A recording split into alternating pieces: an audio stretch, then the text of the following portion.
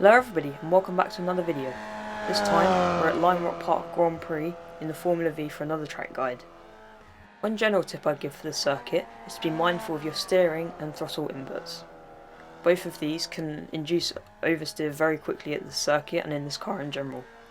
This can either help you or hinder you depending on what you want, as some corners need this to gain maximum lap time. There's only really one major braking point you need to worry about, and that's the chicane. This is very dangerous, as to carry as much speed as possible, you have a chance of hitting any of the massive sausage curbs, which in this car can damage the suspension very easily if you hit it at the wrong angle. This chicane requires very precise inputs and car placement, so be careful on your first few times through it to get used to the placement of the curbs. I'll first show you the track guide, then I'll show a full uncut hot lap.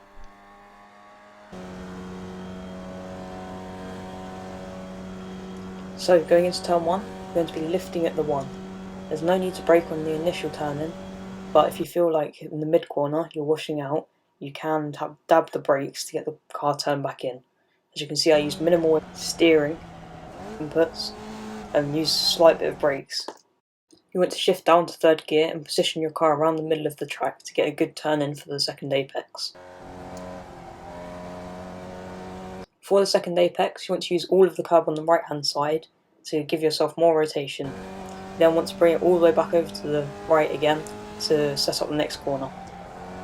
Again, there's no braking for this corner either, just a small lift to get the car turned in and taking a tight line. You want to stay all the way on the left to set up this corner so you can take it flat and carry as much speed as possible onto this straight.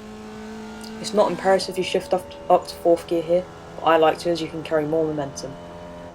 This sequence of corners, in my opinion, is the most difficult on the circuit. I like to brake just before the curb starts on the left hand side, shift down to 3rd gear and trail brake all the way to the first apex, getting on throttle as early as possible. It doesn't matter if you clip the curbs as I do here, but any more could send you into a spin or break your suspension. As you can see, I'm almost sliding as I hit the first apex.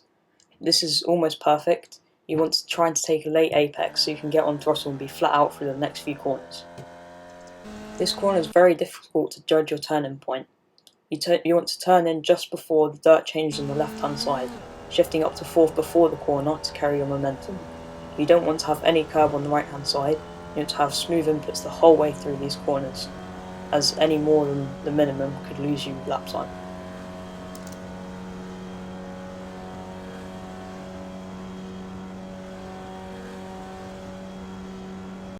So that was one lap. I will now leave you with the full uninterrupted hot lap.